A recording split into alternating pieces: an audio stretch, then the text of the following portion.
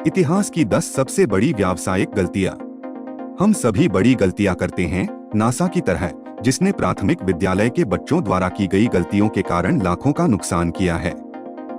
Xerox ने भोलेपन से युवा स्टीव जॉब्स को 21वीं सदी के सबसे महान तकनीकी आविष्कार की नकल करने दी, और कई लोगों ने गूगल को उसके शुरुआती दिनों में नहीं कहा। आपके साथ व्यावसायिक गलतियां जिनकी कीमत लाखों या अरबों खराब निर्णयों के कारण हुई, जिन्होंने वैश्विक निगमों को दिवालिया बना दिया। वे नैतिकता हैं, दूसरों द्वारा लिए गए भयानक निर्णयों और उनके परिणामों के वास्तविक उदाहरण हैं।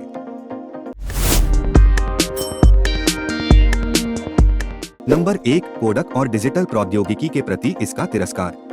कोडक ने अपने सबसे अच्छे कर्मचारियों में से एक इंजीनियर स्टीव सैम्पसन के माध्यम से पहले डिजिटल कैमरे का आविष्कार किया। कोडक में उन्होंने पहले डिजिटल कैमरे के लिए पेटेंट पंजीकृत किया। उस समय तक कंप्यूटर का उपयोग सीमित था, इसलिए डिजिटल छवियों का आनंद लेने का सबसे अच्छा तरीका टेलीविजन था। शायद एनालॉग कैमरों और उनके रोल या कैसेट के विकास के लिए तत्कालीन बाजार की सफलता और आकर्षकता ने कोडक को उद्योग में सबसे खराब गलतियों में से एक करने के लिए प्रेरित किया। कोडक ने एक सदी तक कैमरा बाजार पर अपना दबदबा बनाए रखा था, लेकिन जाहिर तौर पर वह नई सहस्राब्दी के रुझानों के अनुकूल ढलने में विफल रहा। एक भयानक निर्णय के तहत उन्होंने डिजिटल छवियों के लिए बाजार की भारी ग्रहणशीलता को जानते हुए भी केवल एनालॉग कैमरों और उनके फिल्म रोल पर दांव लगाया और ध्यान केंद्रित किया। उन्होंने डिजिटल तकनीक को तब तक वहीं छोड़ दिया जब तक कि बहुत देर नहीं हो गई। आइए इसे जोखिम से घृणा, अज्ञात का डर या बाजार में अपना स्थान खोना कहें। डिजिटल कैमरे के रचनाकारों ने अप्रचलित तकनीक के साथ बने रहने के लिए अपने ही आविष्कार से मुंह मोड़ लिया। 2000 में डिजिटल प्रौद्योगिकी के विस्फोट को देखते हुए कोडक का 70% से अधिक राजस्व अभी भी इसके एनालॉग उत्पादों में केंद्रित था। बाजार के रुझानों से अनजान एक बड़ी कंपनी का पतन शुरू हो जाता है। 2000 से 2010 तक कोडक का राजस्व आधे से भी कम हो गया। इसने डिजिटल बाजार में प्रवेश करने की बहुत कोशिश की, लेकिन इसके कैमरा मॉडलों ने घाटा पैदा किया। सेल फोन और अंतर्निर्मित डिजिटल कैमरों वाले अन्य उपकरणों के फलते फूलते बाजार के सामने और भी अधिक। 2004 और 2010 के बीच कोडक ने प्रति वर्ष लगभग $1.2 बिलियन का घाटा उठाया, जब तक कि सदी के फोटोग्राफी बाजार के दिग्गज ने 2012 में दिवालिया घोषित नहीं कर दिया। व्यापार जगत में सबसे स्पष्ट नैतिकता, भले ही आप नेता हो, आपको ध्यान देना चाहिए आपके बाजार में रुझान। नंबर 2, एक साइट ने 1999 में $1 मिलियन में गूगल को जाने दिया। 1999 में वैश्विक इंटरनेट बूम का वर्ष 3 खोज इंजन बाजार पर हावी थे, याहू, एक साइट और अल्टाविस्टा। बड़े लड़कों की तुलना में गूगल एक छोटा बच्चा था। ऐसा हुआ कि लैरी पेज, जो उस समय 26 साल के थे, ने गूगल को केवल $1 मिलियन में एक साइट ग्रेट ऑफर किया। एक साइट के जॉर्ज बेल ने समझौते को बहुत अनुकूल रूप से देखा, क्योंकि यह आंकड़ा एक साइट की संपत्ति का केवल 1% था। जब तक युवा लैरी पेज ने मांग नहीं की कि ऑपरेशन को पूरा करने के लिए एक साइट को अपने संपूर्ण खोज इंजन एल्गोरिदम को गूगल के साथ बदलना चाहिए। बेल ने स्वीकार नहीं किया, उन्होंने पेज की मांग को बहुत ज्यादा माना। यह दुनिया के तत्कालीन दूसरे इंटरनेट सर्च इंजन के अंत की शुरुआत थी। एक साइट को 2004 में ask.com द्वारा खरीदा गया था, जो वर्तमान में मुश्किल से 0.5% बाजार हिस्सेदारी तक पहुंच पाया है। गूगल आज इंटरनेट की दिग्गज कंपनी है, प्रतिदिन कम से कम 1.5 बिलियन खोजों की प्रक्रिया करता है, 90% से अधिक वैश्विक खोज बाजार और अन्य बहुत ही आकर्षक व्यवसायों का मालिक है। लैरी पेज आज दुनिया के 9वें सबसे अमीर व्यक्ति हैं। गूगल ने अपनी बैलेंस शीट पर लगभग $2 ट्रिलियन की संपत्ति अर्जित की है। यह बेल द्वारा पेज को भुगतान की जाने वाली राशि से 1000 गुना अधिक है। प्रतिमानों का पक्षाघात, परिवर्तन का डर। नंबर 3, नया कोका कोला। कार्बोनेटेड पेय के विशाल ने लगभग आत्महत्या कर ली। कोका कोला प्रबंधकों को पेप्सी द्वारा चलाए गए पेप्सी चैलेंज नामक एक सफल अभियान का सामना करना पड़ा, जिससे उन्हें पीड़ा का सामना करना पड़ा, जिसके कारण उन्हें पेय में अचानक बदलाव करना पड़ा। न्यू कोक या नया कोका कोला 100 से अधिक वर्षों में कोका कोला के स्वाद में पहला और शायद एकमात्र बड़ा बदलाव दर्शाता है।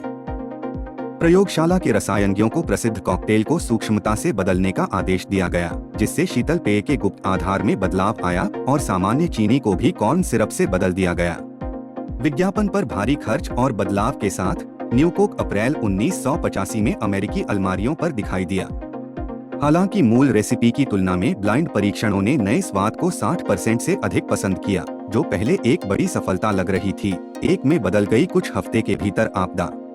नाराज उपभोक्ताओं के हजारों पत्र, अखबार के संपादकीय में सैकड़ों नकारात्मक समीक्षाएं और यहां तक कि सड़क पर विरोध प्रदर्शन के कारण न्यू कोक कुछ ही हफ्तों में अलमारियों से गायब हो गया। कुछ महीनों की असामान्य अराजकता के बाद कोका कोला प्रबंधन को न्यू कोक की समाप्ति की घोषणा करनी पड़ी और कोका कोला क्लासिक नाम के तहत मूल नुस्खा की लागत बहुत अधिक हो सकती थी। कोका कोला का प्रबंधन जानता था कि समय रहते अपने इरादों से कैसे बचना है और उपभोक्ताओं की क्षमा जीतनी है। यदि न्यू कोक को धीरे धीरे एक अतिरिक्त उत्पाद के रूप में पेश किया गया होता, तो संभवतः बाजार ने इस विकल्प को अस्वीकार नहीं किया होता। सबक सरल है, एक छवि और उत्पाद परिवर्तन इतना अचानक या इतना कठोर नहीं हो सकता। नंबर 4, डेमलर बेंज और क्रिसलर के साथ इसका विलय। क्रिसलर, जो आज फिएट के स्वामित्व में है, जीएम और फोर्ड के विपरीत अमेरिकी ऑटोमोबाइल उद्योग की 3 बड़ी कंपनियों में से एक रही है, जिनकी अमेरिकी बाजार में ही अधिक उपस्थिति रही है। जापानी ब्रांडों की बढ़ती मौजूदगी से उसे खतरा महसूस हो रहा है। डेमलर बेंज, जर्मन निगम जो मर्सिडीज बेंज लाइन का मालिक है, ने इस परिस्थिति में एक अवसर देखा और 1998 में क्रिसलर के साथ कम से कम $36 बिलियन में विलय का प्रस्ताव देने का फैसला किया। डेमलर क्रिसलर प्रकट हुआ और दुनिया का तीसरा सबसे बड़ा ऑटोमोबाइल निगम बन गया। दोनों निगमों का दृष्टिकोण सरल था, वैश्विक उपस्थिति हासिल करना और वैश्विक बिक्री अनुपात बनाए रखना।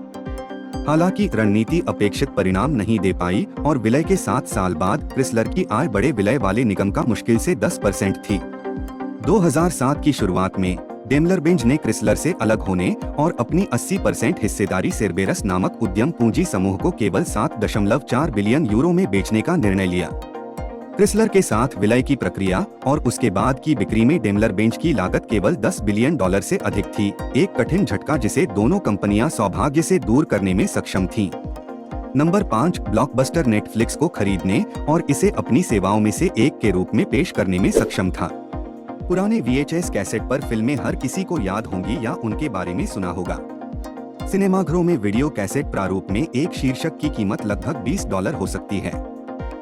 90 के दशक के मध्य के लिए महान समाधान ब्लॉकबस्टर वीडियो जैसे मूवी रेंटल स्टोर थे, एक एम्पोरियम जो 1985 और पूरे 90 के दशक के बीच लगभग दुनिया भर में समृद्ध था। 2000 के आसपास रीड हेस्टिग्स और उभरती ऑनलाइन स्ट्रीमिंग सेवा नेटफ्लिक्स के अन्य अधिकारियों ने एक गठबंधन के बारे में ब्लॉकबस्टर से संपर्क किया। हेस्टिग्स और उनके साझेदारों ने ब्लॉकबस्टर का ऑनलाइन और वितरण व्यवसाय चलाने का प्रस्ताव रखा और वे अपनी सेवाओं के हिस्से के रूप में नेटफ्लिक्स की पेशकश करेंगे। सौदा असफल हो गया और हेस्टिग्स के शब्दों में, जब वह बैठक कक्ष से बाहर निकला तो ब्लॉकबस्टर अधिकारी जोर से हंसे। हम सभी कहानी का परिणाम जानते हैं। ब्लॉकबस्टर को यह नहीं पता था कि 2002 और 2005 के बीच डीवीडी प्रारूप में मूल्य युद्धों से उत्पन्न कठोर खतरों का सामना कैसे किया जाए, या चोरी की मजबूत घुसपैठ और पहले से ही व्यापक सदस्यता टीवी उद्योग और नेटफ्लिक्स द्वारा पेश किए गए वेब प्रारूप को प्राथमिकता दी जाए।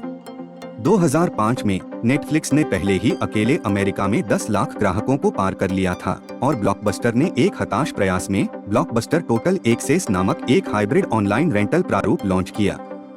यह नेटफ्लिक्स की छाया थी। ब्लॉकबस्टर की नई साइट पर 7-Eleven से आए जिम कीज ने बाजार हिस्सेदारी के नुकसान की भरपाई करने और अपने प्रतिद्वंद्वी के बराबर आने की कोशिश की। कीज ने डिजिटल रणनीति को अस्वीकार कर दिया, उन भौतिक दुकानों को बढ़ावा देने की कोशिश की जो अभी भी लाभ कमा रहे थे और वीडियो गेम किराए की ओर व्यवसाय को फिर से शुरू किया। खराब निर्णय। सितंबर 2010 में ब्लॉकबस्टर वीडियो ने दिवालिया घोषित कर दिया और नेटफ्लिक्स के पास न केवल अपना प्रोडक्शन है बल्कि दुनिया में 250 मिलियन से अधिक सदस्यता भी है और यह बदलाव के लिए खुली एक समृद्ध योजना है। नंबर 6, नोकिया और एंड्रॉयड ऑपरेटिंग सिस्टम के प्रति इसका तिरस्कार। प्रौद्योगिकी उछाल से पहले भी नोकिया सबसे प्रसिद्ध ब्रांडों में से एक था। इस सदी के शुरुआती वर्षों के दौरान और 2007 तक नोकिया का वैश्विक मोबाइल फोन बाजार में 40% हिस्सेदारी थी। वर्तमान में नोकिया एक दशक पहले उभरे सितारे की एक बहुत ही अंतिम छाया है और इसके पतन की सबसे अधिक संभावना पिछले दशक के मध्य में एक घटना के कारण है, जब नोकिया के तत्कालीन उपाध्यक्ष एनसी वांजोकी ने इससे मुंह मोड़ लिया था। एंड्रॉयड ऑपरेटिंग सिस्टम यह मानते हुए कि नोकिया को अपने सिम्बियन सिस्टम में उत्कृष्ट समर्थन प्राप्त था। जब एप्पल ने 2007 में आईफोन लॉन्च किया तो नोकिया के अधिकारियों को बड़े खतरे का एहसास हुआ और उन्होंने दो रणनीतियां आजमाई, एक सिम्बियन को आधुनिक बनाना और दूसरा एक नया ऑपरेटिंग सिस्टम बनाना जिसे वे मीगो कहते हैं। दोनों कार्यदल दुर्भाग्य से आंतरिक संघर्ष, विभाजन, नौकरशाही और सुस्ती के बिना कुछ ऐसा है जिसकी प्रौद्योगिकी की दुनिया में बहुत अधिक कीमत चुकाई जाती है। समाधान हमेशा नोकिया के पास था, एंड्रॉइड जैसे ओपन सोर्स ऑपरेटिंग सिस्टम पर दांव लगाना, लेकिन उसने इस विकल्प से मुंह मोड़ लिया। वंजोकी की शब्दशः प्रतिक्रिया थी, हम खुद को गर्म रखने के लिए सर्दियों में पेशाब करते हैं, आंतरिक विकास पर दांव लगाते हुए। प्रति वर्ष लगभग $5 बिलियन के नुकसान के साथ साधारण गर्व ने एक महान प्रौद्योगिकी दिग्गज के अस्तित्व को लगभग खत्म कर दिया है।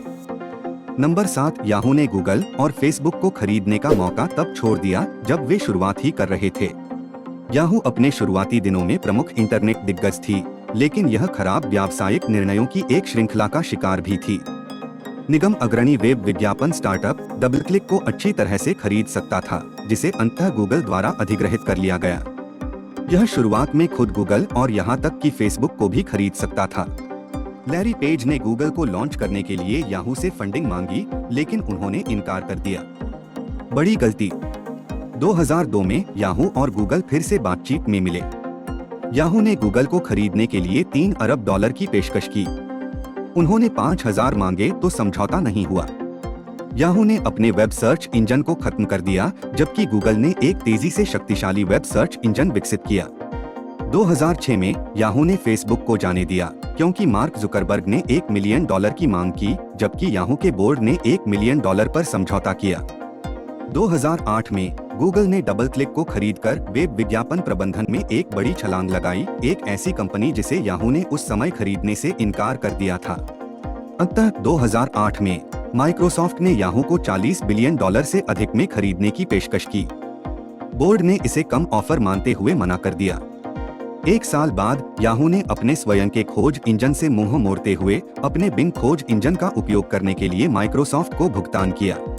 पहले से ही 2017 में वेरिजॉन मीडिया ने याहू के अवशेषों को $4.48 बिलियन में खरीद लिया, जबकि याहू जापान की सहायक कंपनियों और अलीबाबा के एक हिस्से में इसकी हिस्सेदारी अल्टाबा कंपनी को हस्तांतरित कर दी गई। नंबर 8, जेरोक्स और एप्पल को दी गई तकनीक में इसकी गलती। अपने अच्छे इरादों और अति आत्मविश्वास के कारण इतिहास की सबसे बड़ी व्यावसायिक गलती जेरोक्स है। अमेरिकी निगम जेरोक्स फोटोकॉपियर और प्रिंटिंग टोनर के बाजार में विश्व नेता पारंपरिक रूप से अपनी अनुसंधान और विकास गतिविधि के लिए खड़ा है।